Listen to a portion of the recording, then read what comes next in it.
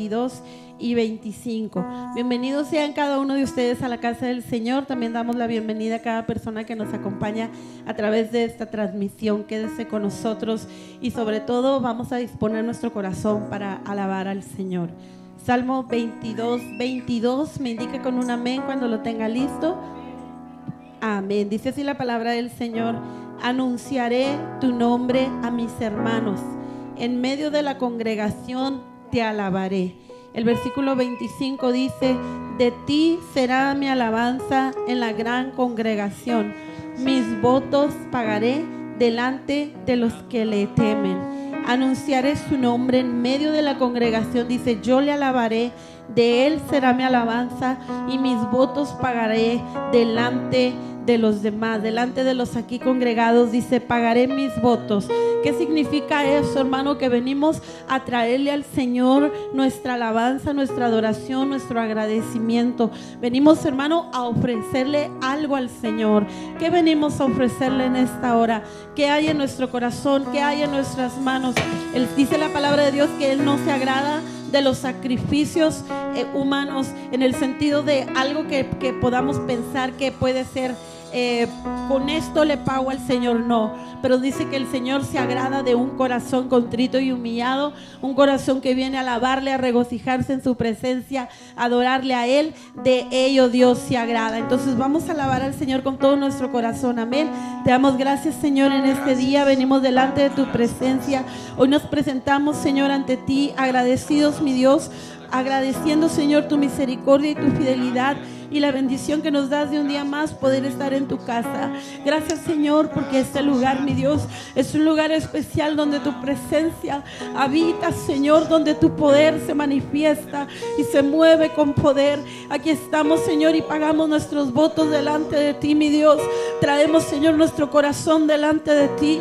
En esta hora, Señor, venimos dispuestos para juntos y reunidos, Señor, levantar nuestras manos, levantar nuestra voz, palmear, Señor, y adorarte por lo que eres, Señor, porque tú lo mereces, porque eres digno de recibir toda la gloria y toda la adoración. Exaltamos tu nombre y te damos gracias, Señor. Bendice a cada uno en este lugar, quita todo lo que estorbe en el nombre precioso de Jesús.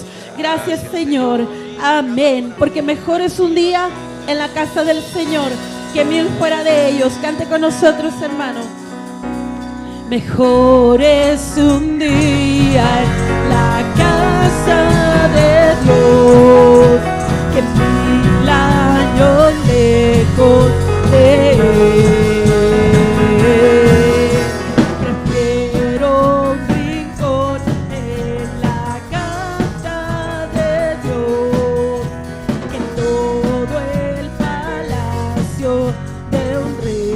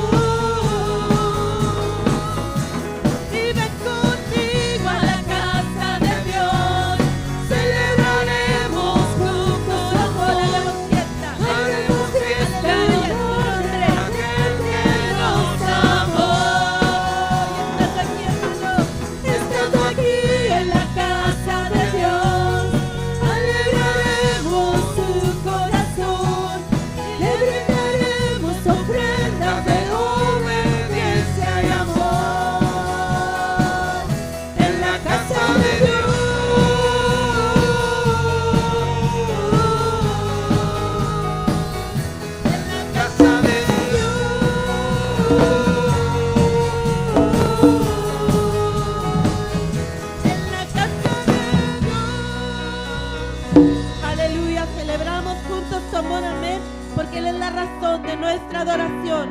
Solo tú, Señor, te exaltamos a ti, oh Dios. Te adoramos, Jesús. Gracias, Señor. La única razón de mi adoración eres tú, mi Jesús. El único motivo para vivir eres tú, mi Señor. Mi única verdad está en ti, eres mi luz y mi salvación. Mi único amor eres tu Señor y por siempre te alabaré. Tú eres todopoderoso, eres grande y majestuoso, eres fuerte, invencible y no hay nadie como tú. Tú eres todopoderoso, eres grande y majestuoso, eres fuerte, invencible y no hay nadie como tú.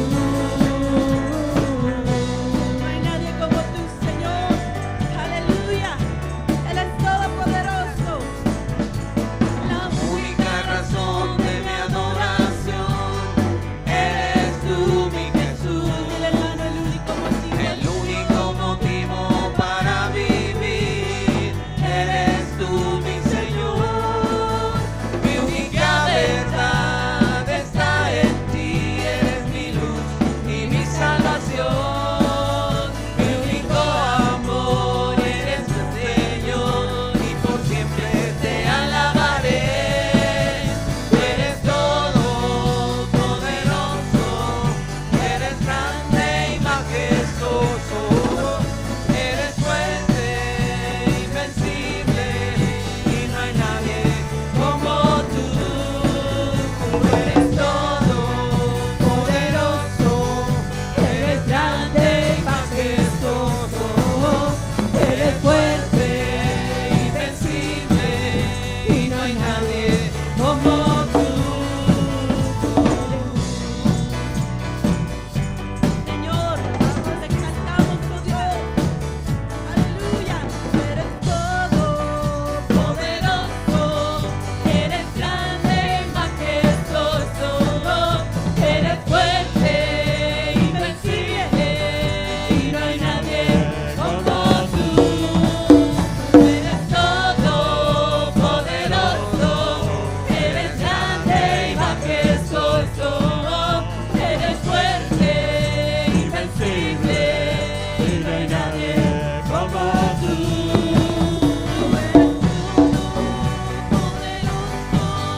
Eres grande y majestuoso, eres fuerte, invencible y no hay nadie como tú. Aleluya. ¿Cuántos lo creen en esta hora? Proclame con sus labios, hermano, Él es todopoderoso.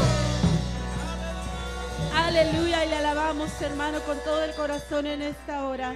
Y eres tú la única razón de mi adoración, oh Jesús. Sí, Señor. Eres tú la esperanza que anhelo tener, oh Jesús. Confío en ti, me has ayudado. Tu salvación me ha regalado. Hoy hay gozo en mi corazón, con mi canto te alabaré. Te alabaré. Dígalo todos, hermano. Te glorificaré.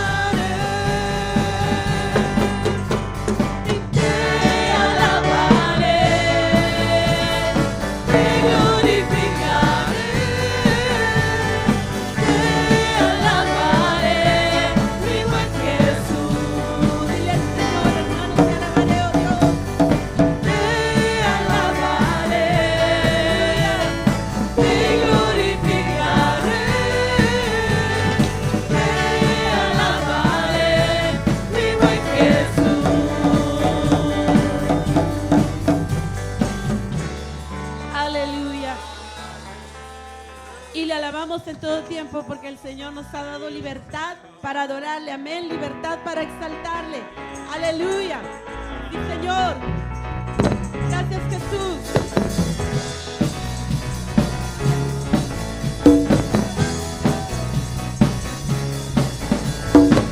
Te alabaré mucho más y más que ayer.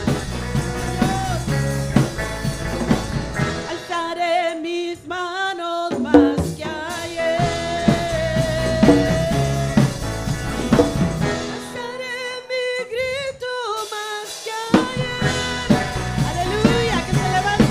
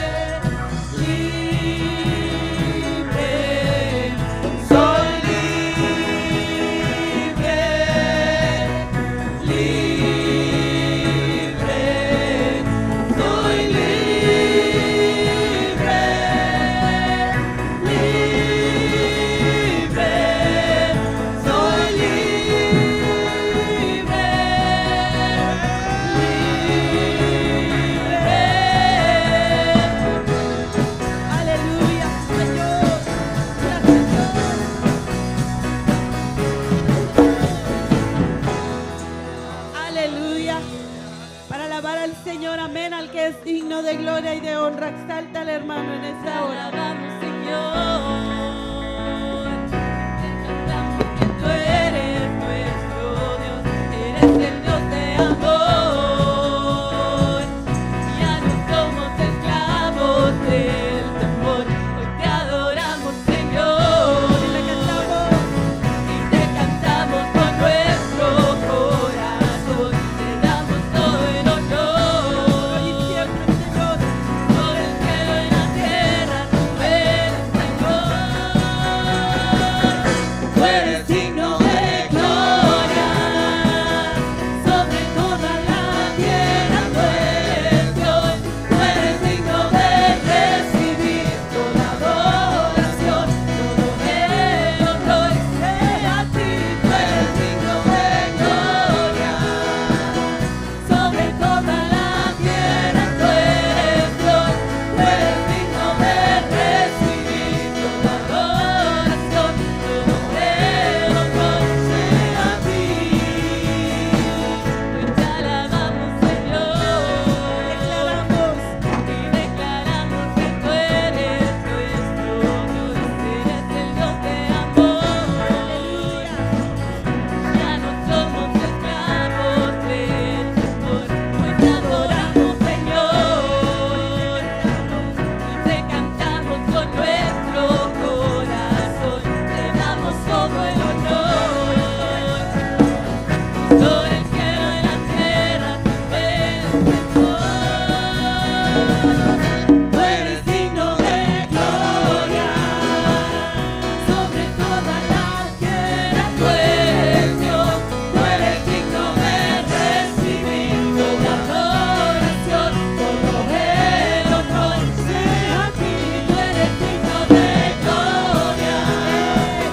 Sobre toda la tierra, tú eres Dios. Tú eres digno de recibir toda adoración, todo el honor sea a ti. Todos decimos a una voz. Tú eres digno, eres santo, eres rey de toda creación. Tú eres digno, eres santo, eres rey de toda creación. Tú eres digno, eres santo, eres rey de toda creación. Tú eres digno de gloria. Sobre toda la tierra, tú eres Dios. Tú eres digno de recibir toda adoración, todo el honor sea a ti. Tú eres digno de gloria. Sobre toda la tierra, tú eres Dios. Tú eres digno de recibir toda adoración, todo el honor sea a ti. Tú eres digno de gloria. Sobre toda la tierra, tú eres Dios. Tú eres digno de recibir toda adoración, todo el honor sea a ti. Tú eres digno de gloria. Aleluya, sí, Señor. Al que es digno, hermano, solo a Él sea la gloria. Digno es el Señor. Y por ello, hermano, levanta tu voz, levanta tu canto, tu alabanza, tu adoración al Señor. Y alaba al Señor y no le hace que el de al lado diga, ay, hermano, como que no cantas muy entonado. No importa, hermano, usted le está cantando a su Señor en esta hora. Amén. Vamos así a orar por las ofrendas y los diezmos. Le invito para que en reverencia oremos, dando gracias al Señor, hermano, porque la provisión de Dios no ha faltado, hermano. A ninguno de nosotros le ha faltado la provisión del Señor. Entonces, hermano, en agradecimiento vamos a traerle al Señor la parte que a Él le corresponde. Amén. Trayendo nuestras ofrendas, nuestros diezmos y agradeciendo a Dios por ello. Entonces vamos a orar. Amén. Y le voy a pedir a mi hermano Felipe que nos dirija en la oración. Amén. Te alabamos, Señor. Bendecimos, Padre Celestial. Mire, Señor, aquí estamos delante de su presencia para honrarle, Señor, con nuestros diezmos, nuestras ofrendas. Mire, Señor, yo pido, Señor, que bendiga a cada uno de mis presentes, Padre Celestial. Bendígalos de una manera sobrenatural, Padre Celestial. Bendiga, Señor, a cada familia aquí representada, Padre bendito. Supla, Señor, trabajo, Padre. Gracias, mi Señor. Gracias, Padre, por esa bendición, Señor, que nos da de bendecir, Padre. En nombre de Jesús damos tu gloria. Amén y amén. Amén. Así podemos pasar y traer nuestras ofrendas al alfolí. Vamos a cantar con la música del cielo. Vamos a cantar alegres porque escuchas cuando cantamos para exaltar tu nombre. Y vamos a cantar con la música del cielo. Vamos a cantar alegres porque escuchas cuando cantamos.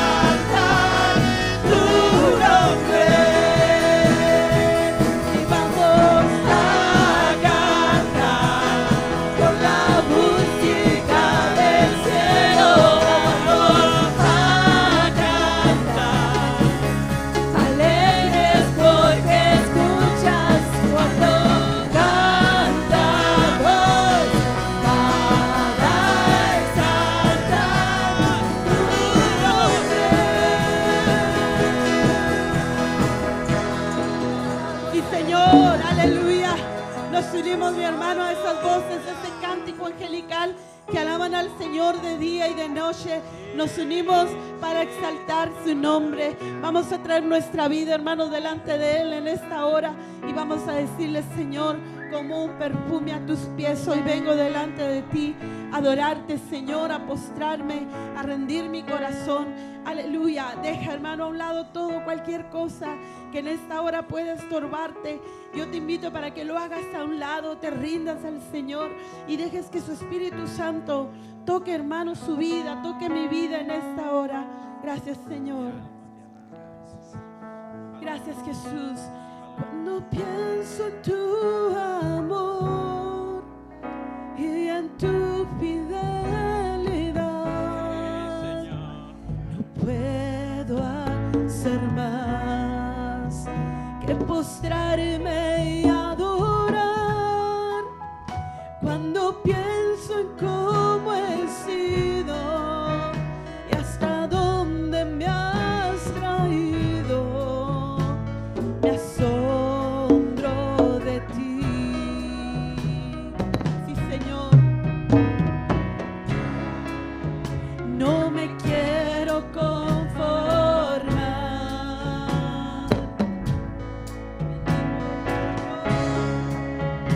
He probado y quiero más.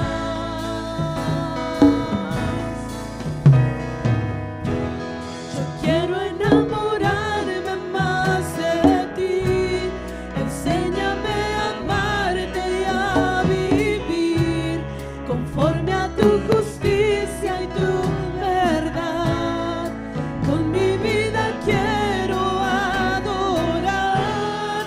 Todo lo que tengo y lo que soy, todo lo que he sido te lo doy. Que mi vida sea para ti como un perfume a tus pies. Que mi vida sea para ti, Señor. Oh, mi Dios, y que mi adoración en esta hora, que nuestra adoración, Señor, suba delante de tu presencia, perfume tu trono, Dios.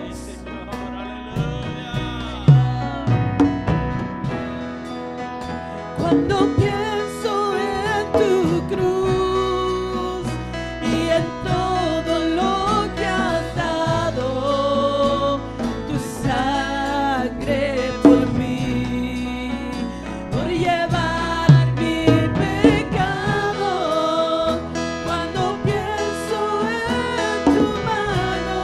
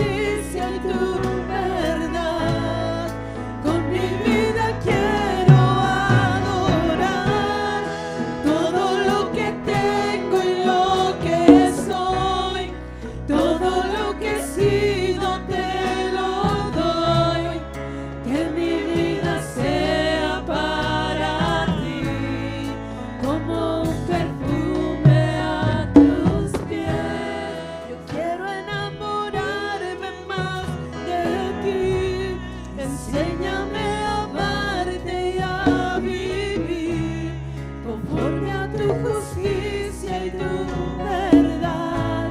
Quiero adorarte, Señor. Quiero adorar. Queremos adorarte, mi Dios, todo el tiempo. Queremos adorarte, Señor, con nuestra vida entera. Queremos adorarte, Señor, en este lugar. Queremos adorarte, oh Dios, en este altar, como un perfume a tus pies. Yo quiero enamorarme más de ti.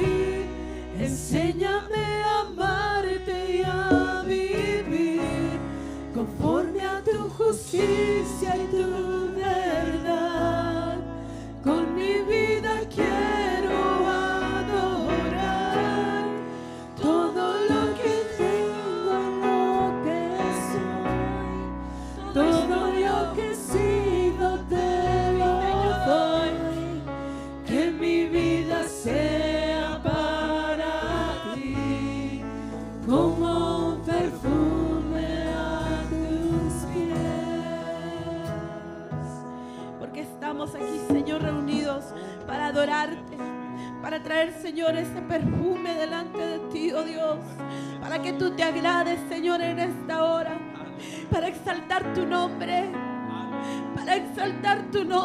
Señor. Sí, mi Dios, recibe la gloria. Y al estar en la presencia de tu divinidad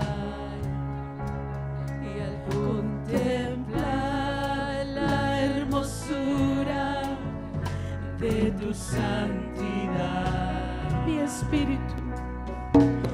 espíritu se alegra en su majestad. Te adoramos, Señor. Te adoro a ti, te adoro a ti, cuando veo la grandeza de tu dulce amor y compruebo la pureza de tu corazón.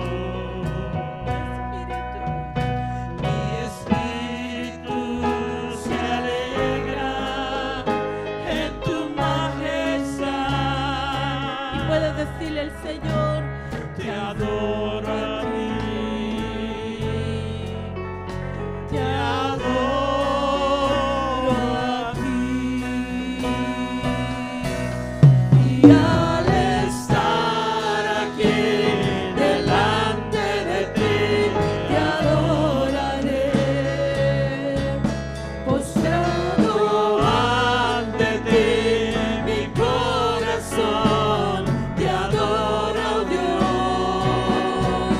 Y siempre quiero estar para adorar y contemplar tu santidad.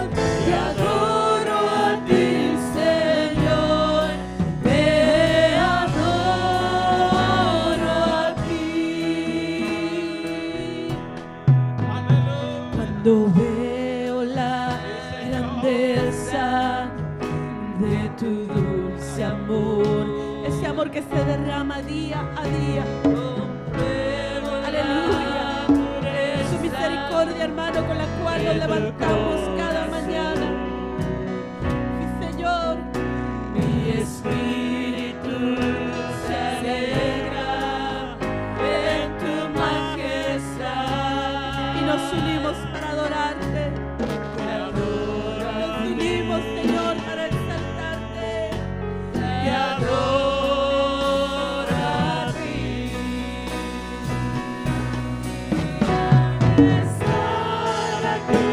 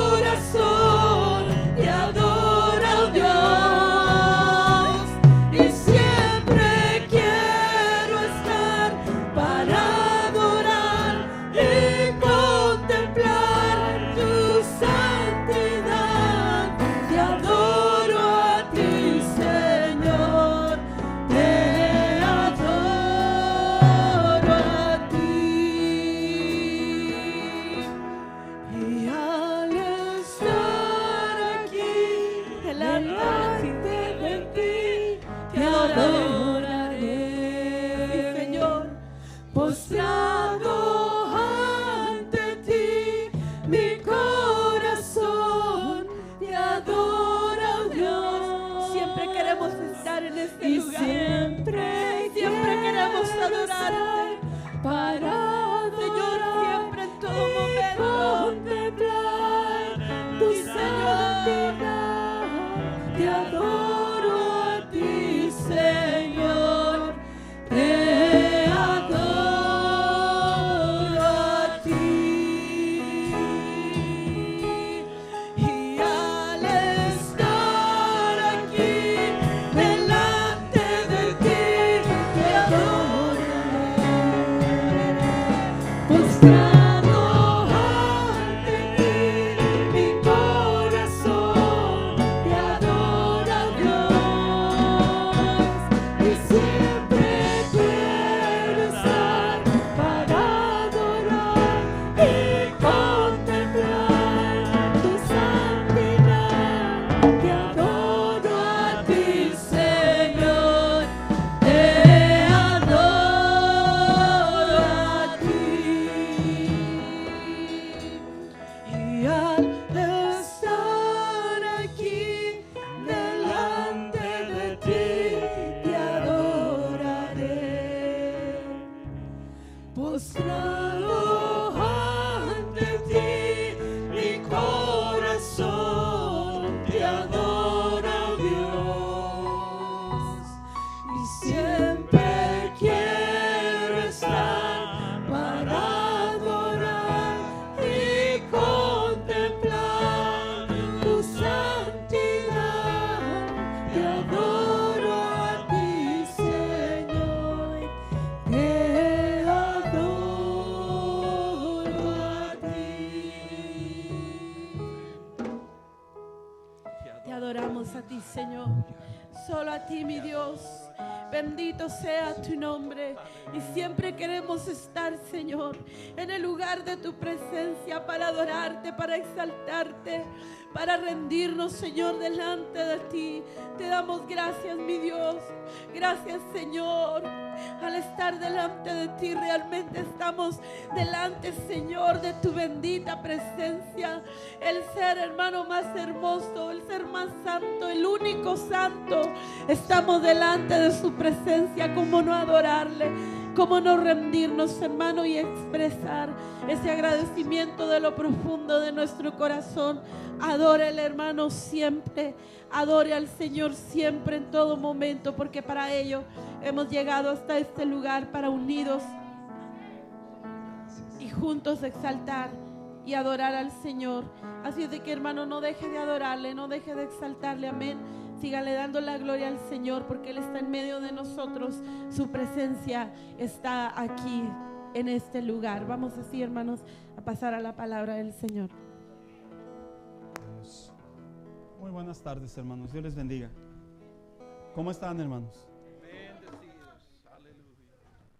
¿Sabe que yo no pisé el mundo, hermano? Lo he dicho en algunas ocasiones. Yo no vengo de una vida así que, wow, yo estaba en una sobredosis y Dios me perdonó, me salvó, ni tampoco vengo de una vida de excesos o de adicciones. Pero algo que me llamaba mucho la atención conforme fui creciendo es cuando las personas iban a los conciertos, que me invitaron a muchos. Y de repente en la televisión uno veía los cortos o los conciertos. Y me llamaba la atención cómo los cantantes movían las multitudes. Si usted llegó a ir a algún concierto, sabe de lo que estoy hablando. Y cómo las personas creían lo que cantaban. Si era echarle al hombre, hay que echarle, ¿verdad? Si era refúgiate en la botella, es tu amiga. Y yo veía mucho eso, hermano. Me refiero que me llamaba la atención. Y yo decía dentro de mí, ¿realmente se puede uno introducir en eso? Y pues yo les preguntaba a mis amistades cuando iban a los conciertos. Y me decían, sí, el amor, el desamor.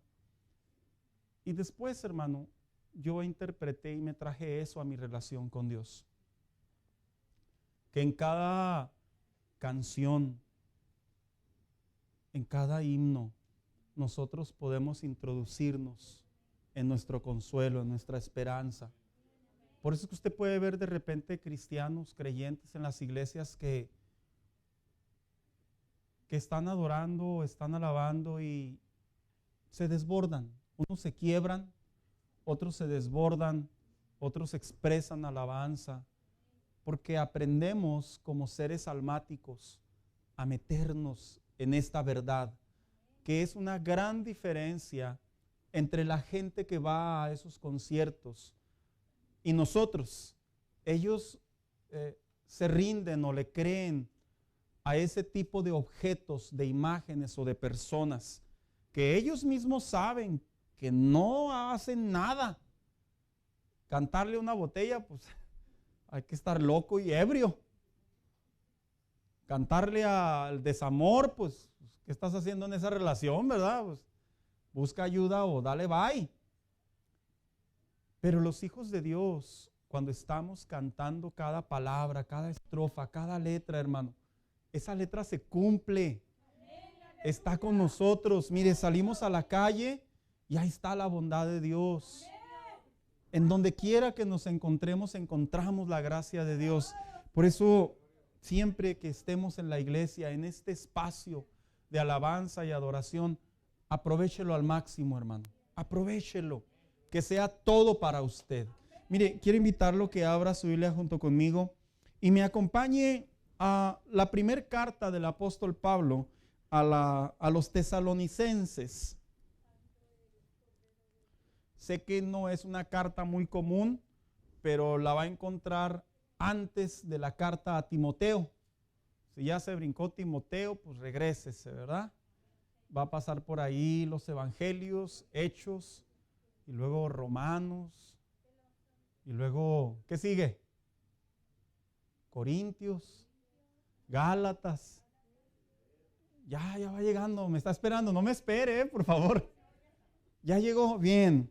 Primera carta a los tesalonicenses, capítulo 5, pero vamos a leer solo por esta ocasión los versículos del 12 hasta el 24, porque es la esencia del tema que vamos a estar desarrollando las siguientes semanas. Y dice la Biblia de la siguiente manera: hermanos, está escribiendo el apóstol Pablo, les pido que sean considerados con los que trabajan arduamente entre ustedes y los guían y amonestan en el Señor. Ténganlos en alta estima y ámenlos por el trabajo que hacen. Vivan en paz unos con otros. Hermanos, por segunda ocasión, también les rogamos que, pacientes con todos, asegúrense de que nadie pague mal por mal. Ayuden a los débiles. Perdón, me brinqué el 14. Hermanos, también les rogamos que amonesten, dice la versión internacional, a los holgazanes. Estimulen a los desanimados. Ayuden a los débiles y sean pacientes con todos. Asegúrense de que nadie pague mal por mal. Más bien, esfuércense siempre por hacer el bien, no solo entre ustedes, sino a todos.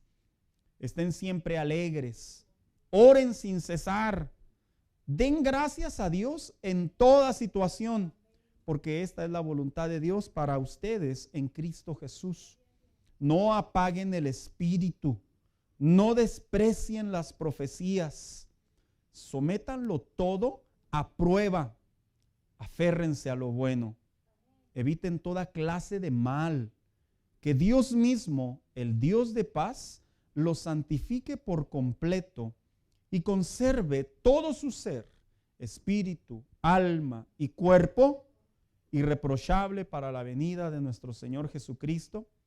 El que los llama es fiel y así lo hará. Siéntese, por favor. Hago la pregunta obligada. ¿Quiénes han leído las cartas a Tesalonicenses, hermanos. Levanten su mano santa por ahí. Bien. Los que no léanlas durante la semana, hermanos, es mi recomendación. A pesar de que son 2, en realidad yo solo voy a hablar de una de ellas en esencia. Estas no son cartas pastorales. En el Nuevo Testamento hay cartas pastorales o personales. Significa que el apóstol Pablo en algunas ocasiones, en sus viajes misioneros que hizo y estableció pastores por orden de Dios, después les escribía directamente a ellos. Y en base a las necesidades que ellos tenían, el apóstol Pablo replicaba. Estas no son cartas pastorales, vuelvo a repetir, o personales, se les llaman cartas a las iglesias.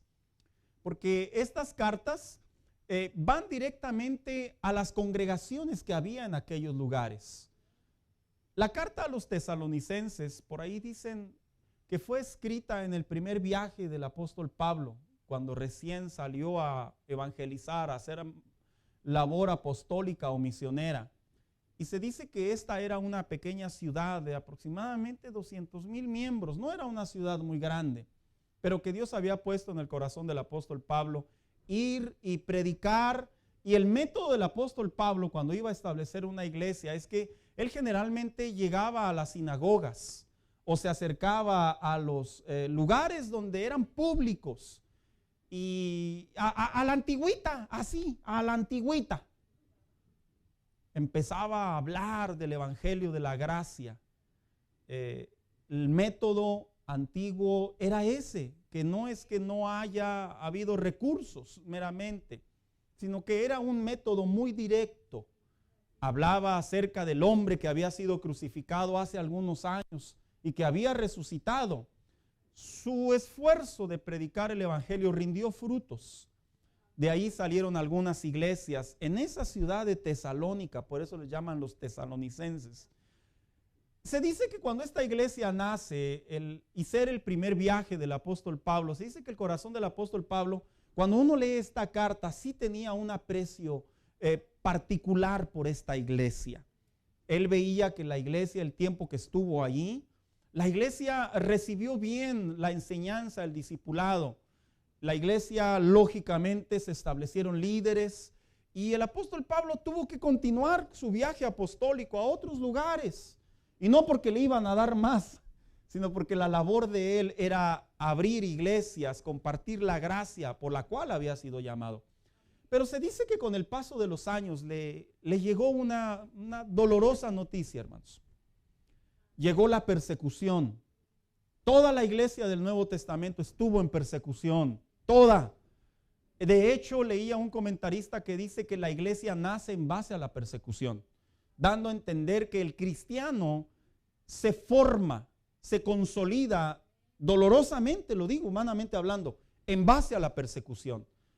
Por eso cuando los cristianos están pasando por las pruebas y las luchas, y en vez de desalentarse y decir, qué difícil es el cristianismo, deberías de comprender que son métodos bíblicos, métodos que Dios le da el chance por ahí al diablo a que le dé su chamba, pero que la realidad es que forja la vida del cristiano, la forja.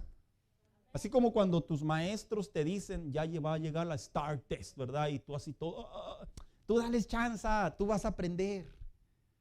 No, ¿verdad? No me entendieron los muchachos, ¿verdad? Mira, el profe te está esperando que tú truenes y tú para que se le quite estudia mucho y sácate una A. No, pastor, estudie usted. Yo ya estudié. Si no, volvería a estudiar seguramente y corregir muchos errores que cometí. Pero la realidad es que llegó la persecución a la iglesia. Y cuenta la historia que esta persecución se agudizó de tal manera que los maridos, principalmente de los hermanos en la fe, eran asesinados. Porque siempre la cabeza del hogar, el líder del hogar, va a ser más afectado. Y no digo que las mujeres no, porque son mujeres o por debilidad, no. Es que culturalmente hablando el hombre era el que trabajaba, era el líder del hogar. Y por ende, si él no estaba en casa, había un descontrol en el hogar. Y se dice que la persecución cuando llegó aunada de los judíos, extremistas de Roma, de diferentes grupos políticos que querían dañar y despotricar y deshacer el cristianismo, empezaron a matar a los esposos, hermanos. Y el apóstol Pablo le llega una carta dándole a punta de detalle, lógicamente, todo esto. Él decide escribir esta carta. Esta carta en general, el apóstol Pablo atiende varios asuntos y yo voy a atender el último. Se dice que esta carta, el apóstol Pablo en primer lugar les habla y les dice y les anima. La fe en la que ustedes creen no es una religión más, es un cambio, es una verdad, es una gracia que no representa una religión del grupo social en el que ustedes crecen, sino que ustedes están en la verdadera gracia y en el amor de Jesucristo a la vida del hombre. Después les habla y les dice a los tesalonicenses, en otra de su visión general como carta, les dice: yo les animo a que permanezcan en la fe, a que el crecimiento que hay en ustedes no se apague, porque yo sé que es duro los primeros años en el evangelio, la persecución, pero tengan ánimo. Después les escribe por ahí, yo estoy parafraseando los capítulos, y les dice a los líderes: ustedes que están al frente de la iglesia, manténganse firmes, no se quiebren, no permitan, porque yo quiero suponer, hermano, que la persecución tuvo que llegar a la iglesia y tuvo que haber reuniones seguramente de mucho dolor. ¿Y ahora qué vamos a hacer? Y el apóstol Pablo animaba a los líderes a que no bajaran la guardia, a que no fueran a caer en el mismo nivel espiritual de un recién nacido, de tener desesperación, sino que actuaran con madurez. Y cuando abordamos el capítulo 5, los últimos versículos que alcanzamos a leer, se definen como que el apóstol Pablo, de alguna manera, de manera tanto como directa, tanto como a manera de resumen, les da unos consejos para mantener una vida cristiana sólida. Porque si algo hace falta en la actualidad, es una vida cristiana sólida, hermanos. Por eso yo le he puesto a este mensaje un cristianismo sólido en Dios. Y cuando yo leo estas cartas, cuando leo estos versículos, yo voy a hablar de 3 temas a lo largo de estas siguientes semanas, en donde yo logro detectar cómo el apóstol Pablo en los versículos del 12 al 24, él les habla en 3 áreas que yo voy a definir. Y el primer mensaje lo he titulado Asuntos del alma, porque el apóstol Pablo les estaba hablando primero a la voluntad, a las acciones, a la conducta que deberían de tomar. Después hablaré de lo que viene siendo asuntos al corazón y posteriormente asuntos al espíritu. Porque como seres humanos y como cristianos, hermanos, sinceramente que para que haya una vida cristiana sólida en Dios, tiene uno que atender estos asuntos, tanto como la área espiritual, la área emocional, pero ¿qué cree? También la área del corazón. Si nos hacemos muy espirituales, pues perdemos los pies del piso.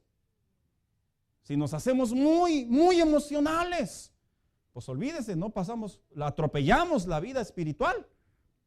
Y si nos hacemos mucho de un solo pensamiento en relación al corazón y a lo que se siente, almáticamente hablando, que lo voy a separar porque es una línea muy tenue, les digo una cosa, lamentablemente no podemos estar separados de estos 3.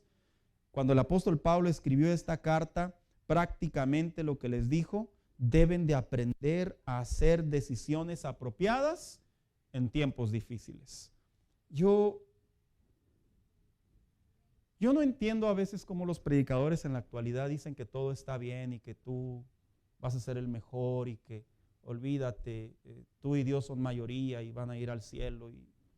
No entiendo, porque lo que yo veo globalmente hablando, lo que yo veo culturalmente hablando, lo que yo veo generacionalmente hablando, yo veo que cada día el cristiano, si no hace sólida su vida espiritual, va a seguir viviendo lo que está pasando en la actualidad. Mira, un montón a puños entra la gente a las iglesias. Pero ¿qué crees? A veces así de la misma manera a puños se van. Y eso es no porque los pastores seamos malos meramente predicadores o porque los músicos están desafinados. No, es que la realidad es que los asuntos del alma, los asuntos del corazón y los asuntos espirituales o del espíritu se tienen que resolver para poder ser sólidos en Dios. Un cristiano sólido en Dios no es el que tiene muchos años en el evangelio, lo quiero corregir. Un cristiano sólido en Dios no es el que asiste a una iglesia donde un pastor predica enseñanza sana, no necesariamente. Un cristiano sólido no es un cristiano hijo de pastor o de líderes o de alguien en el ministerio. No, está comprobado. Un cristiano sólido es aquel que atiende principal e individualmente su vida en Dios. La atiende. Que se da cuenta que vienen etapas a su vida y ¿qué cree, hermano mío? Toma la decisión de mantenerse. Toma la decisión de decir, he sido llamado por Dios a cumplir su voluntad. Y aunque vaya a haber cosas difíciles y cosas buenas, y vaya a haber bendiciones, y vaya a haber ataques, mi vida en Dios no depende de lo que sucede así, sino mi vida en Dios depende netamente de mi vida que se hace sólida en Dios. Por eso cuando usted lee la parábola que Jesús escribió de la casa, ¿sí se acuerda?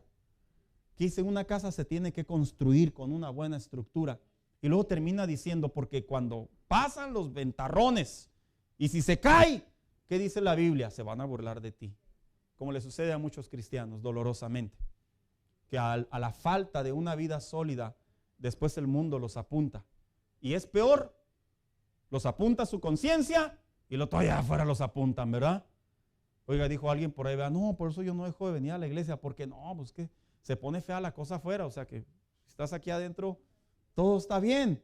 No, adentro y afuera, allá también hay que aguantar los catorrazos, ¿verdad? Yo le digo a las personas, es como el matrimonio. Ahí cuando uno está en el bodorrio, puro amor, y sí, yo te prometo que te llevaré a la luna y la convertiré en queso. Y tú y yo seremos Romeo y Julieta. Y ya pasa medio año y Romeo empieza a perder figura. Y luego pasa un año y Julieta empieza a descoserse. Y luego ya pasan los años, ¿verdad? ¿Y cuál Romeo y Julieta? Se pone grosera la cosa. Y se nos olvida. Porque en el pacto matrimonial, lógicamente, hermano mío, tenemos que llevarnos los pros y los contras. ¿Verdad que sí, hermanos? Usted nunca le diga los contras a su esposa, por favor, por el bien, tome el consejo. Pues lo hice por experiencia, también lo digo por experiencia. Tome el consejo. Porque la vida cristiana se hace sólida, tanto como en base a las cosas buenas que nos suceden, pero ¿qué creen? También se hace sólida en base a las cosas dolorosas que a veces nos suceden en la vida. Cuando hablo yo de que el apóstol Pablo quería aconsejar a la iglesia a cómo tener una vida cristiana sólida en Dios, y en primer lugar les hablaba un mensaje a lo que viene siendo el alma, es porque en el versículo 14, que es el que vamos a estar nosotros hablando, encontramos 3 palabras que tienen que ver de cómo hacer sólida mi relación con Dios de tal manera que desde la perspectiva almática yo debo de proteger. ¿Sabe por qué? Porque la iglesia de Tesalonicenses, hermano, estaba pasando un muy mal momento. Tal vez las circunstancias de ellos son muy diferentes a las nuestras, ¿verdad, hermanos? Ellos estaban siendo perseguidos, no podían congregarse, sus esposos morían, se quedaban sin fondos. Tal vez nuestras circunstancias son diferentes, ¿verdad? No podemos pagar el agua, ¿verdad? Se nos ponchó la llanta, perdimos el trabajo.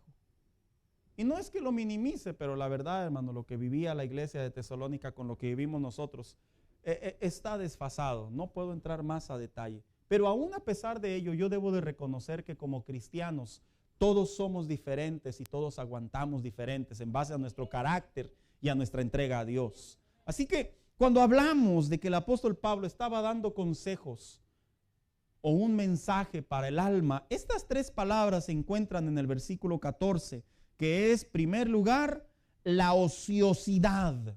Segundo lugar, el desánimo. Y tercer lugar, la debilidad. ¿Sabe usted que estos 3 elementos o estos 3 títulos o estas 3 palabras tienen que ver con el alma? Y son las que vamos a estar hablando. ¿Por qué les decía el apóstol Pablo a la iglesia? No solamente vean a sus líderes y oren por ellos y respétenlos y ayúdenlos, sino que de manera congregacional les decía el apóstol Pablo, procúrense, obsérvense. Y les empieza a hablar de estos males que atacan a la iglesia. En primer lugar, cuando hablamos de la palabra ociosidad, yo creo que esta palabra en la versión internacional dice así: hermanos, también les rogamos que amonesten a los holgazanes. Oiga, qué feo se escucha, ¿verdad, hermano? Si de repente cuando a uno le dicen, ¿qué? ¿No quieres trabajar? Uno dice, ¿qué pasó? No me ofenda. No me ofenda. Esa sensibilidad. La realidad es que la versión internacional da muy acertadamente la expresión holgazán o holgazanería.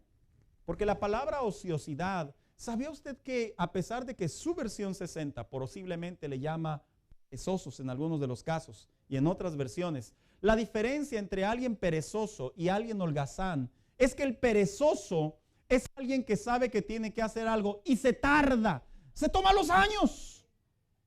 Y el holgazán es algo diferente.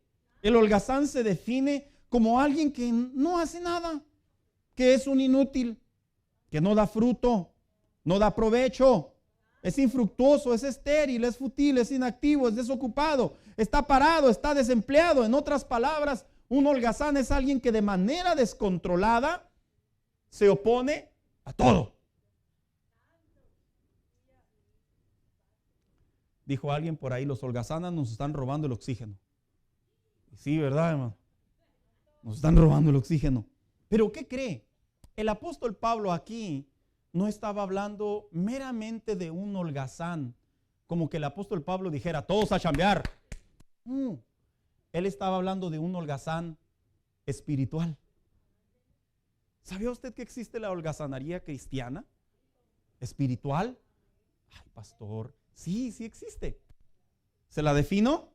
Un holgazán cristiano es una persona que no le gusta orar, que no ora, que no lee la Biblia, que no evangeliza, que no sirve a Dios, que no procura vivir en santidad, que es indiferente a las necesidades o a las luchas o al crecimiento en Dios. Porque espiritualmente hablando, sí existen los holgazanes. Son esas personas que de alguna manera saben que tienen una responsabilidad espiritual en su relación con Dios, pero ¿qué cree? No la atienden. Ahora, dejemos algo en claro. Pueden ser personas que tienen un buen trabajo, que son buenos padres. Pueden ser personas que son generosos. Pueden ser personas que son templadas. Pero ¿qué cree? Yo estoy hablando desde la perspectiva espiritual, desde la perspectiva interior. Estoy hablando de lo que bien dijera la palabra de Dios, de lo que Dios puede ver, tú y Él solamente. Mire, yo no puedo ver a un perezoso espiritual, porque al menos de que sea la revelación, la iluminación de Dios. No puedo ver cuando alguien está en pecado, al menos de que sea la iluminación de Dios. No puedo ver, yo los puedo ver a todos aquí sentaditos, ¿verdad? Inclusive usted me puede ver a mí, inclusive hasta enseñando y predicando. Pero yo también puedo ser un holgazán espiritualmente hablando. Porque el holgazán espiritual es aquel que sin darse cuenta su vida espiritual no le cobra sentido. Le voy a decir a quién le pasa mucho esto. A los jovencitos. Escúchenme bien, jovencitos. Va para ustedes en primer lugar. Aunque no te des cuenta, tú puedes estar ejercitando una vida holgazán y es dañino para tu relación con Dios. O sea, tú vas a la escuela, tú haces tu tarea, recoges tu cuarto, te ponen a lavar los trastes, a barrer, lavas tu ropa. Ay, pastor, ¿quién le dijo? No te preocupes, yo también tengo jóvenes. Pero si tú no abres la Biblia en tu casa, si tú no oras ahí en tu casa, y no orar un minuto, pues no sé cómo esté la cosa, tú y Dios. Si tú no te pones tus audífonos y escuchas una predicación, música, te encuentras con Dios, quieres crecer espiritualmente, eso es holgazanería espiritual. Ociosidad. Hermanos que tienen tampoco, que son de la New Generation, ¿verdad? Dijo alguien por ahí. Si usted es un cristiano que tiene por concepto que la vida cristiana es solo venir a la iglesia, y solo es venir y aprender y escuchar, pero en acción, en privado, en intimidad con Dios, usted no ora, usted no tiene comunión con la palabra de Dios, usted no se alimenta de la palabra de Dios, usted no sirve o sirve ahí nomás para que ya me dejen en paz. Usted está practicando la holgazanería espiritual. Y cuando hablamos de la holgazanería espiritual, el problema de este pecado, porque es un pecado, es que la holgazanería espiritual es como una base que se transforma en muchos pecados. Se lo voy a explicar brevemente. Por ejemplo, mire lo que dice 1 de Tesalonicenses 3:11. Nos hemos enterado, o sea, le fueron con el chisme al apóstol Pablo, de que entre ustedes hay algunos que andan de vagos, sin trabajar de nada, y que solo se meten en lo que no les importa. En otras palabras, la holgazanería produce chisme, produce meterte en lo ajeno. Hay cristianos, hermanos, que solo observan a ver qué está pasando alrededor para ejercer sus comentarios o sus opiniones. Ya ve que vivimos en una generación en donde los noticieros nos dicen, pero el que tiene la última palabra es usted. Esa es una miseria de mercadotecnia barata. Lo que quieren es que nosotros estemos ahí atizándole en asuntos que ni nos importan. Pero ya ve, de repente nos ponemos medio periodísticos, políticos y resolvedores del mundo y buenos de consejeros y hasta de blogueros, metiéndonos en asuntos que ni nos conciernen. ¿Qué produce la holgazanería a manera de plataforma? Dijo el apóstol Pablo en 1 Timoteo 6:20, le habló personalmente a Timoteo. Timoteo, cuida bien lo que se te ha confiado, evita las discusiones profanas e inútiles y los argumentos de la falsa ciencia. ¿Por qué? Porque la holgazanería nos hace meternos en pensamientos y en prácticas de calumnia que al final del día ni tenemos vela en ese entierro. ¿Pero qué produce más la holgazanería? Fue tan así, mire, que Jesús habló de ello. Jesús dijo en Mateo 12:36, pero yo les digo que en el día del juicio todos tendrán que dar cuenta de cada palabra ociosa que hayamos pronunciado. O sea, ese pastor que me están grabando, pues sí, ¿de veras, pastor? ¿En serio? Si somos grabados por, pues ya sabe, por los gobiernos. ¿Cómo recuerdo aquella experiencia una vez que iba a cruzar al Paso hace muchos años? Tenía 18 años. Y me dice una amistad del trabajo, oye, vamos al Paso, te invito a comer. Yo trabajaba prácticamente a un lado del puente, hermano. Y en aquellos años las líneas no había, eran muy cortas. Y así que de repente, ¿qué creen? Nos íbamos, nos cruzábamos y nos damos el lujo de venir a comer al Paso y luego nos regresábamos. Le dije, órale, de pasada yo le echo gasolina al carro. A esas, hermano. Porque tenía una hora de comida.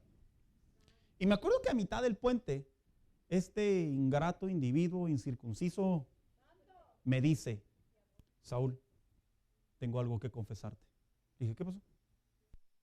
Traigo una libra. Dije, no juegues. Aquí me bajo. ¿Sí me entendieron, verdad, hermanos? Y me dice, no, es en serio. Dije, ¿sabes qué? O te bajas con tu libra o me bajo yo.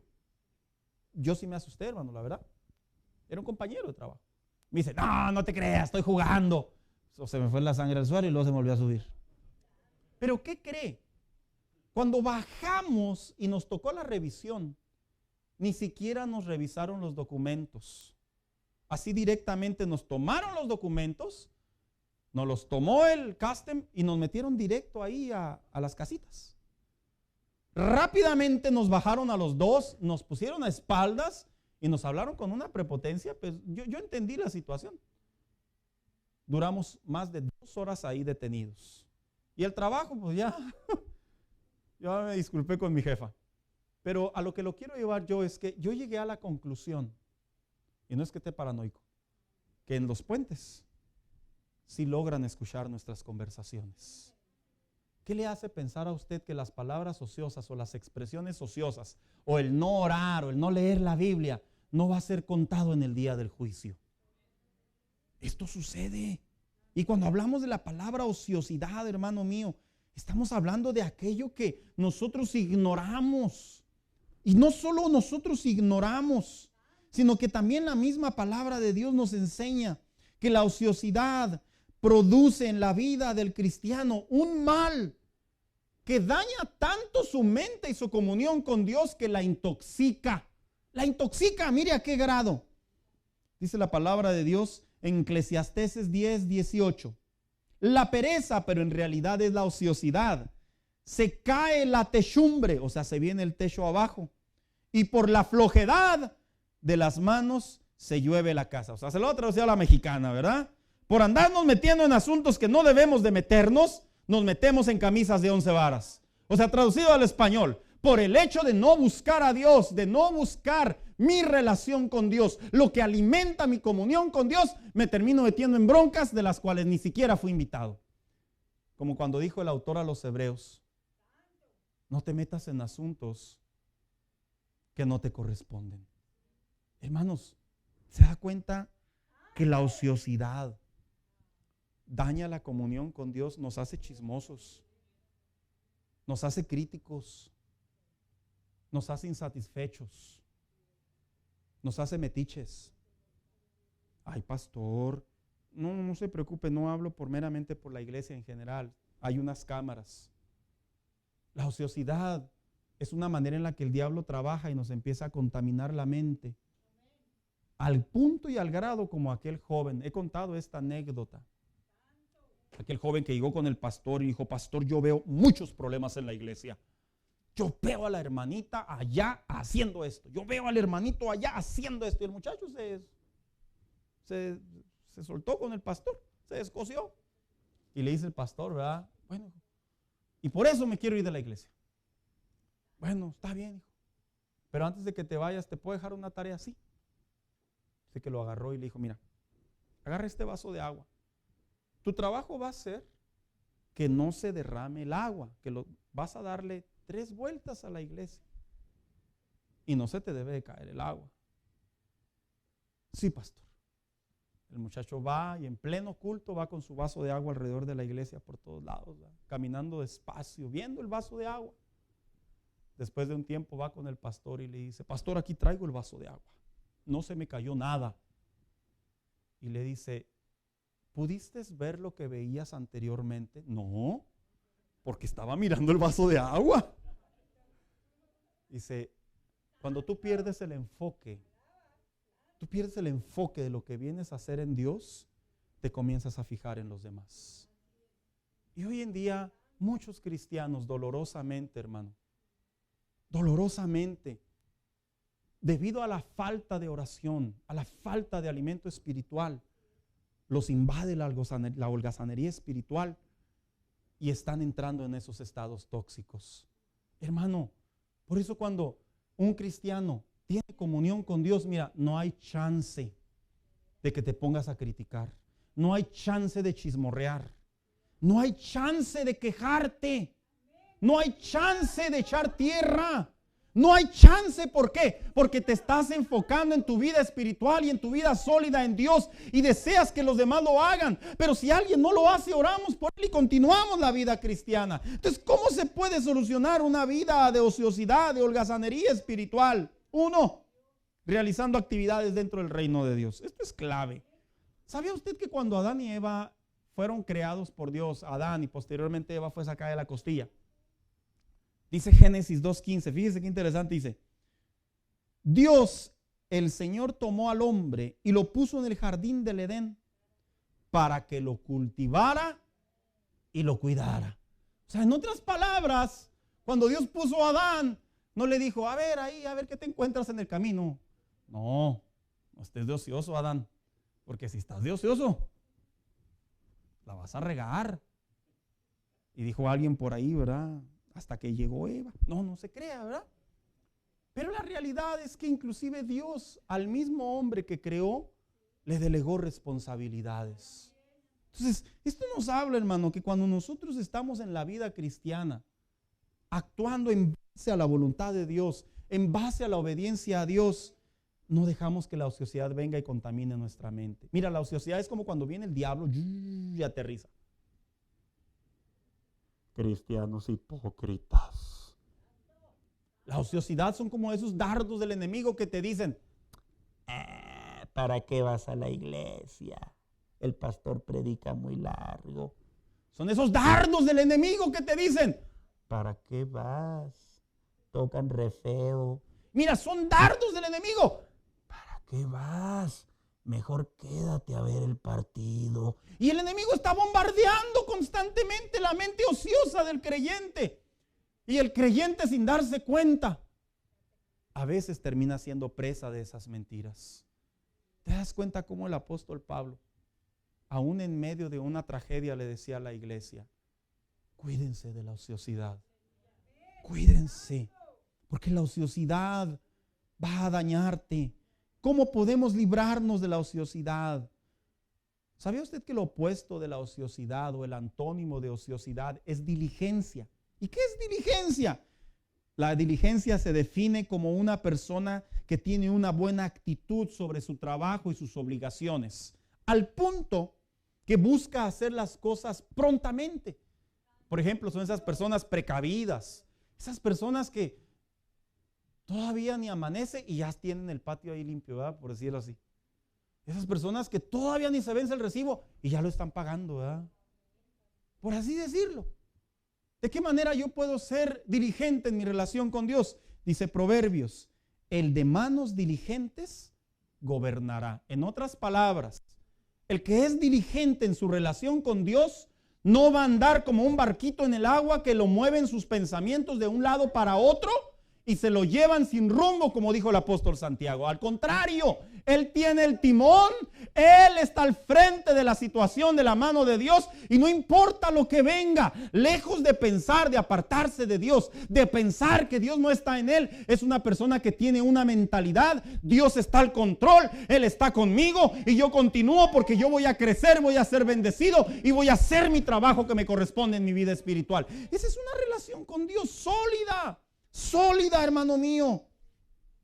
Y decía el apóstol Pablo, exhorten a los ociosos.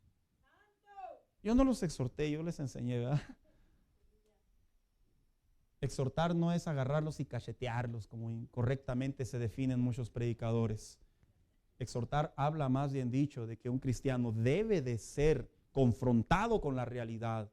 Pero también dice el apóstol Pablo, no solo habla de la algazanería o de la ociosidad, sino después viene la segunda palabra y dice a los de poco ánimo. De hecho dice así, estimulen a los de poco ánimo. La palabra poco ánimo en las diferentes versiones se interpreta como una persona tímida, como una persona que de alguna manera algo le afectó que la hizo mantenerse al margen de la situación. Es como cuando alguien le hace algo a usted y usted dice, lo que mejor me conviene es poner una raya. ¿Sabía usted que también en la vida cristiana existe este término, las personas de poco ánimo o personas desanimadas, o perdón, más bien dicho, personas tímidas espiritualmente hablando? Sí. Por ejemplo, ¿qué causa el desánimo o qué causa la timidez espiritual, por mencionarlo así? La demora de querer alcanzar algo y no lograrlo. De hecho, el proverbista dijo así, la esperanza frustrada aflige el corazón. En otras palabras, cuando mi corazón está clamando a Dios y no llega la respuesta, nos mantenemos al margen. Decimos, ¿para qué? Si de todo no va a pasar nada. 2. ¿Qué detona el desánimo en un cristiano? Ver la prosperidad de los impíos. ¿Sabía usted que a veces hay cristianos que sí? Yo creo que a todos nos ha pasado, ¿no, hermanos? O yo soy el único mundano. Que volteamos a ver a los que se portan mal, a los que andan bien torcidos y no les pasa nada. Luego uno dice, yo que voy a la iglesia y que soy fiel a Dios y que esto y que el otro. Y lo que dijo el salmista, yo estuve a punto de caer y por poco me falto, para que resbalara. Sentía envidia de los arrogantes al ver la prosperidad de los malvados. O sea, el mismo salmista reconocía que en su condición él podía detectar el mal que producía ver a otros prosperar y a él no. Muchos cristianos, hermanos, sí sucede que al ver a otros que viven mejor que un creyente, ¿qué cree? Se desaniman. Es natural, es una conducta muy natural, pero no significa que es correcta. Otros creyentes son detonados hacia el desánimo por problemas personales, problemas financieros, familiares, emocionales e inclusive por la misma sobrecarga de las cosas. ¿Sabe? ¿Quién no tiene problemas en estos tiempos, verdad, hermanos? Diferentes colores para repartir, para compartir. Tenemos problemas hasta para vender o regalar. Por si alguien quiere algunos, avíseme. Lo interesante de esto es que la iglesia de Tesalónica, de alguna manera empezaron a ver que ya no había dinero en casa, que ya no estaba papá, que ellos se alejaron de sus propiedades, de sus pertenencias. Comenzaron a ver que las iglesias que no eran cristianas no sufrían persecución. Comenzaron a mirar que los que adoraban a los dioses paganos, a ellos no les pasaba nada, ellos podían celebrar sus reuniones, pero ellos, por el hecho de ser cristianos, ellos estaban siendo golpeados. Eso produjo en la vida de los cristianos un desánimo. El desánimo, algunos lo definen como la falta de fuerzas, como el estar en una actividad constante y de repente algo golpea que ya no tenemos las mismas fuerzas. Hubo hombres de Dios que también pasaron por desánimo, hermanos.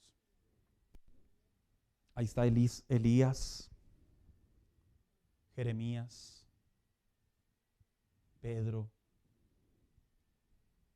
y otros hombres de la Biblia. Pero llama mucho la atención la manera en la que ellos resolvían el desánimo.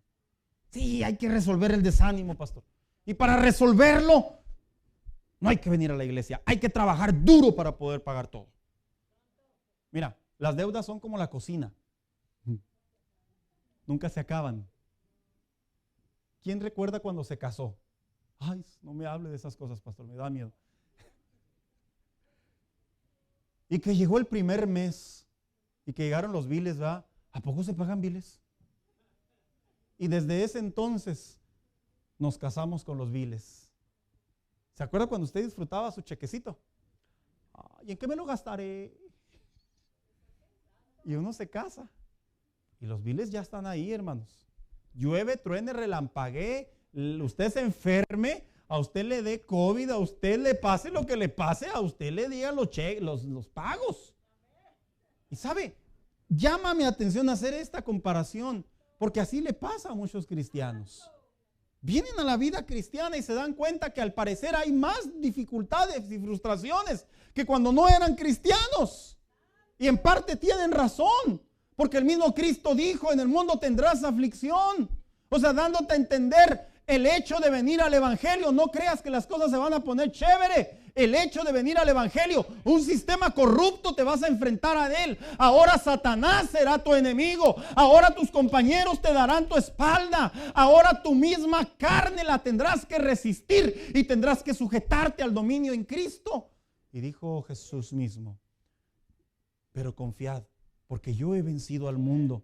Dando a entender que nosotros tenemos la capacidad espiritual, aunque venga el desánimo, de podernos refugiar en Dios, como lo dijo el salmista. Pon tu esperanza en el Señor, ten valor, cobra ánimo. Y nuevamente te digo, Pon tu esperanza en el Señor. Palabras de hombres no que hablaban por hablar, sino que vivían momentos difíciles, pero se volvían a poner de pie y decían a sí mismos: no me puedo dejar caer, no puedo permitir que esto me deje en esta condición. Yo sé que mi corazón duele, que mi corazón está siendo dañado, pero mi relación con Dios me da la fuerza para continuar. Mire como dijo el mismo David le dijo al rey Saúl. ¿Se acuerda cuando estaba Saúl ahí en el campamento, que no salía, nadie le quería entrar para derribar a Goliat? Nadie. Mire cómo le dijo Saúl a David a Saúl: no se desanime el corazón de mi rey, ni de nadie a causa de él. Tu siervo irá y peleará con este filisteo. Oiga, qué atrevimiento el de este jovencito. Vio al rey y dijo: ¿qué pasó? Tú eres el rey, no te preocupes, ahorita en el nombre del Señor solucionamos esto. Y fue y derribó a Goliat.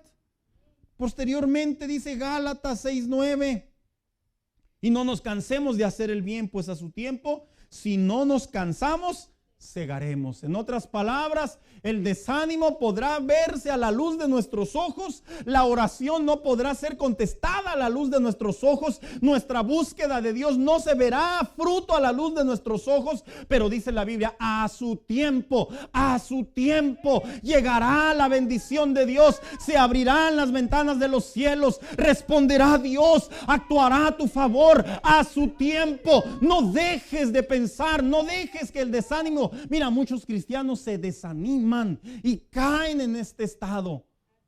Esto no ayuda a una vida sólida. Pero pastor, está muy difícil. Sí es cierto.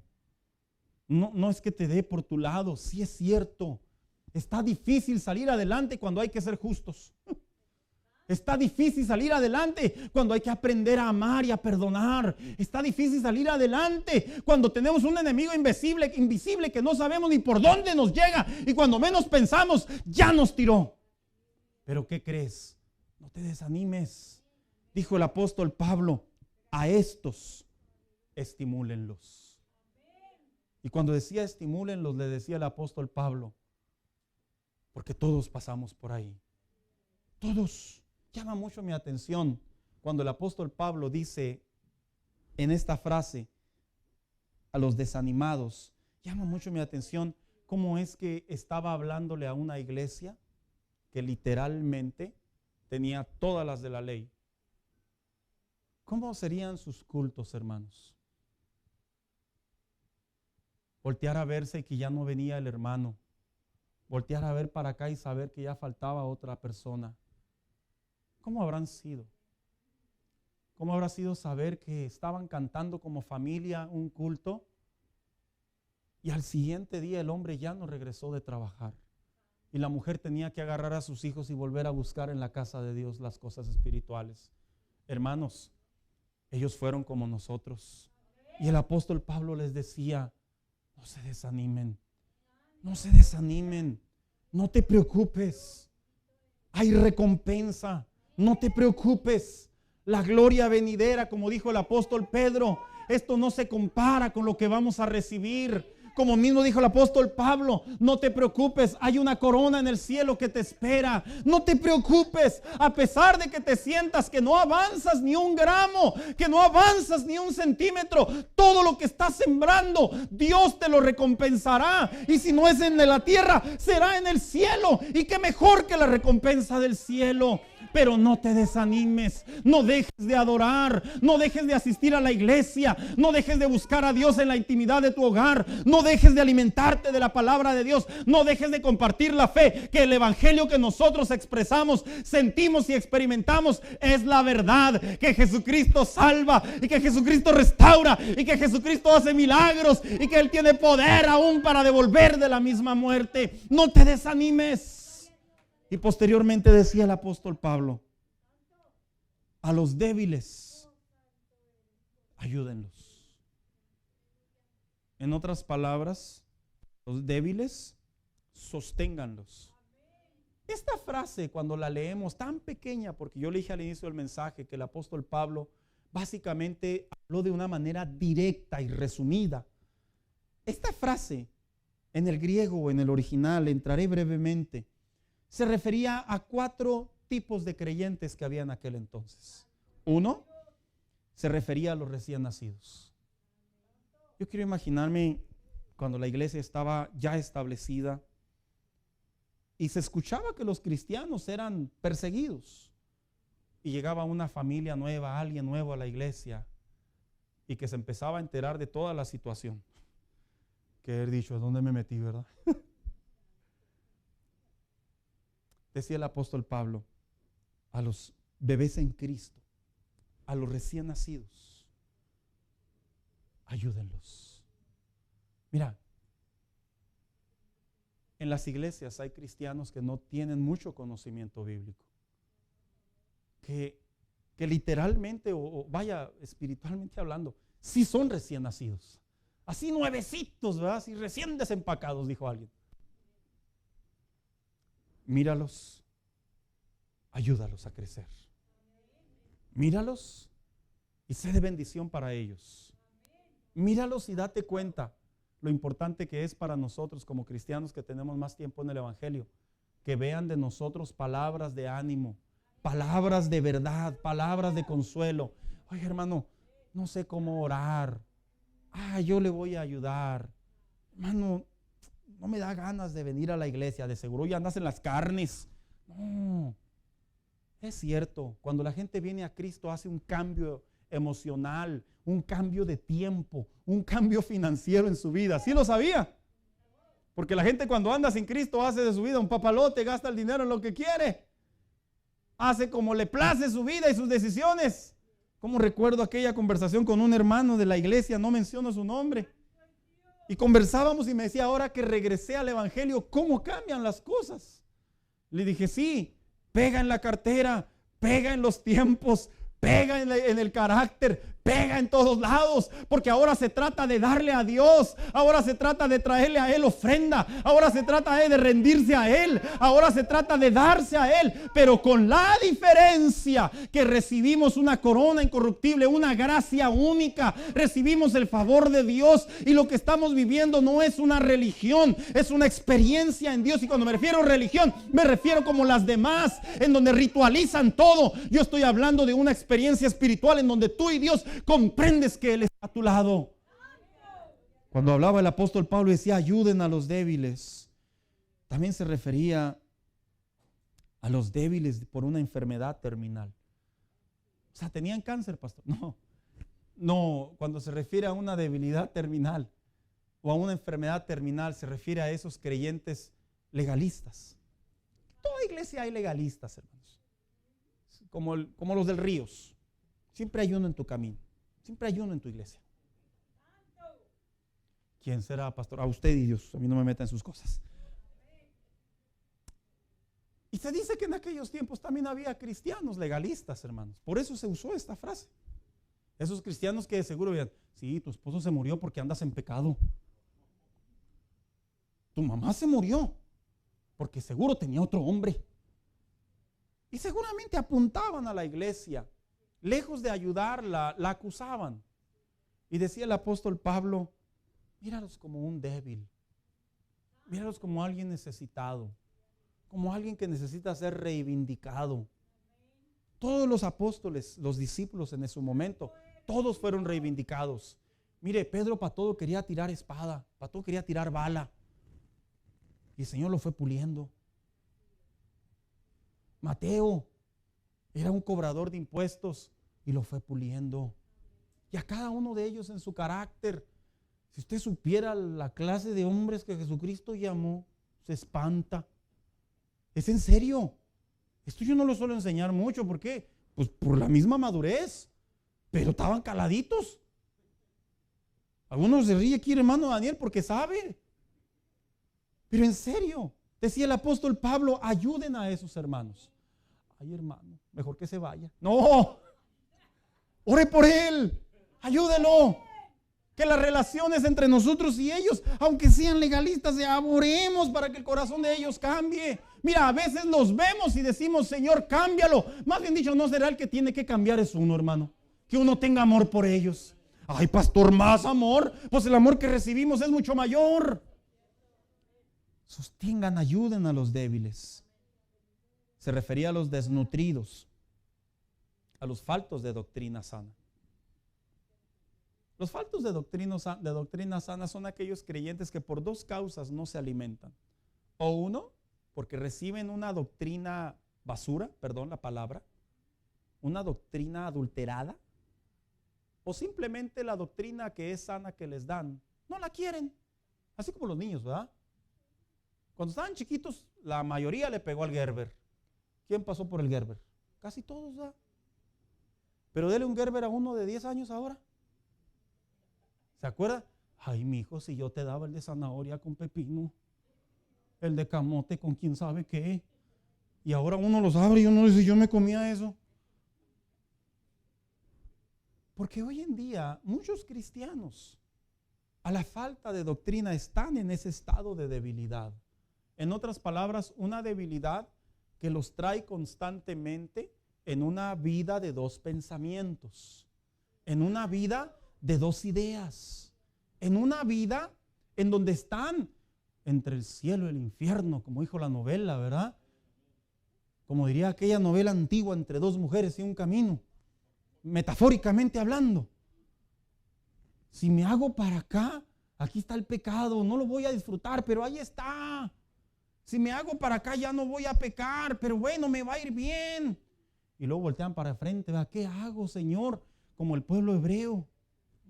Dijo el apóstol Pablo, a los débiles, a los desnutridos, ayúdalos. Mira qué doloroso es cuando los creyentes venimos a la iglesia, entramos a la iglesia y a veces conocemos o sabemos de la vida espiritual de los cristianos. ¿Y qué cree? Que hable con el pastor. Lo llevaré en mis oraciones.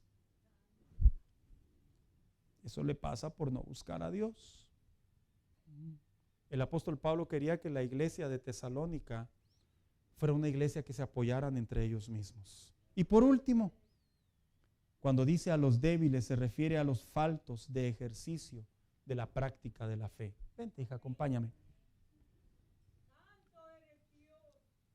En la iglesia hay muchos creyentes, no en esta, en pluralizo, hermanos, que están convencidos del evangelio, pero no practican su fe. Oiga, es como cuando usted va a los gimnasios. Un día a alguien le pregunté en mi inocencia, dije, ¿por qué cobran tan barato los gimnasios? $10 al mes, no, pues una chulada de precio. Me dice, porque nomás van unas 2-3 veces y ya no vuelven, dice. Y así le pasa a muchos cristianos. Nomás practican 2-3 cosas en la iglesia. Y definitivamente que bajo esa conducta, bajo ese ejercicio cristiano, pues lógicamente van a estar débiles. Lógicamente no van a tener músculos espirituales. Sus pies no van a ser firmes. Van a venir los vientos y los van a mover. Van a venir las situaciones y se van a quebrar. A todos nos pasa eso, es lógico, somos humanos. Pero la diferencia está que cuando uno se va haciendo sólido en Dios, ¿qué crees? Tus músculos espiritualmente hablando ya soportan más. ¿Qué crees? Puedes correr espiritualmente hablando y no te cansas. ¿Qué crees? Pueden venir cosas difíciles a tu vida, pero espiritualmente hablando sabes qué hacer. Y eso, hermano, es porque estamos buscando el nutrirnos de la palabra de Dios. Pero ¿qué crees? Esto es personal. Oiga, qué padre fuera llegar al gimnasio y decirle a alguien, aviéntate unas 20 lagartijas, y luego que nos hicieran efecto a nosotros, ¿verdad? ¡Qué chulada!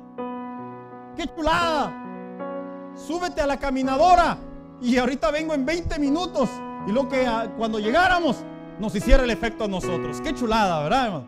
Es una locura lo que estoy diciendo, pero es que muchos así creen que es la fe. Le quieren echar toda la responsabilidad a la iglesia, le quieren echar la responsabilidad a los pastores, a los líderes, al predicador, y no es así. Yo mismo, de manera individual, debo de provocar, de producir mi crecimiento y hacer sólido en Dios. Yo mismo debo de arrancar la ociosidad de mi corazón. Mira, hace muchos años yo oraba así, erróneamente aprendí: Señor, arranca de mi vida. Hasta que una vez me escuchó alguien maduro, y me dijo: ¿a poco tú crees que Dios te lo va a arrancar?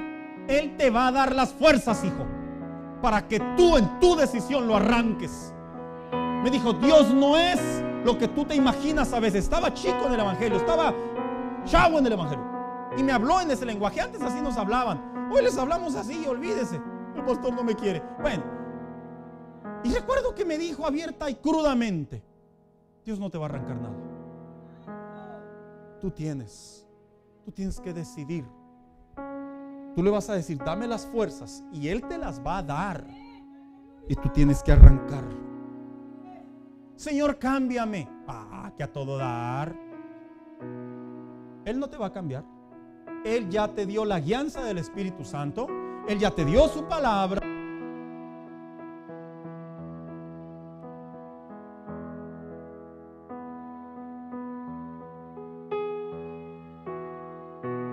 Cuando queremos agarrar a los niños, ¿verdad? Cómetelo todo, cómetelo todo. No, cómetelo tú. ¿Los hacemos que se los coman, hermanos? Esta iglesia necesitaba ser sólida su fe. Y yo creo que como cristianos, hermanos, tenemos que reevaluar, tenemos que volver a remarcar y ser más sólidos. Ser más sólidos.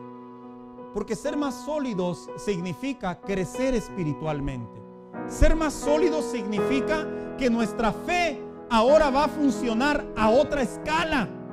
Ser más sólidos, hermano mío, significa que el pecado no fácilmente te va a poder convencer. Ser más sólidos significa que nos vamos a parecer más a Cristo y no vamos a ser tan egocéntricos o egoístas como generalmente somos. Ser más sólidos significa que le vamos a encontrar sentido al cristianismo y nos vamos a dar cuenta que no solo nos salvó, sino quiere que seamos la réplica en la tierra de lo que Él ya vino a hacer años atrás. Y eso se trabaja. Yo tengo que ser sólido. ¿Hasta cuándo? Dice la Biblia: hasta la medida del varón perfecto. O sea, en otras palabras, bendito sea Dios que cada día podemos abonar para esto. Usted le dice a la gente: ya tienes un negocio, ¿quieres otro? Como ya probaron las mieles de la prosperidad, del esfuerzo, del trabajo, de todo lo sacrificial, y vieron el fruto. Muchos de ellos dicen: sí, fíjate que sí, le entramos a otro, porque saben que sí tienen la capacidad. Sí la tienen. Y en la vida cristiana es igual. Dios te ha dado capacidad, pero tú y yo debemos de trabajarla. Y decía el apóstol Pablo: que tu alma no albergue ociosidad, holgazanería. Que tu corazón, que tu alma no albergue lo que le llamamos hace unos momentos el desánimo. Y que tu alma no albergue debilidad. Elementos, hermanos, que definitivamente dañan la relación con Dios. Póngase de pie en esta tarde.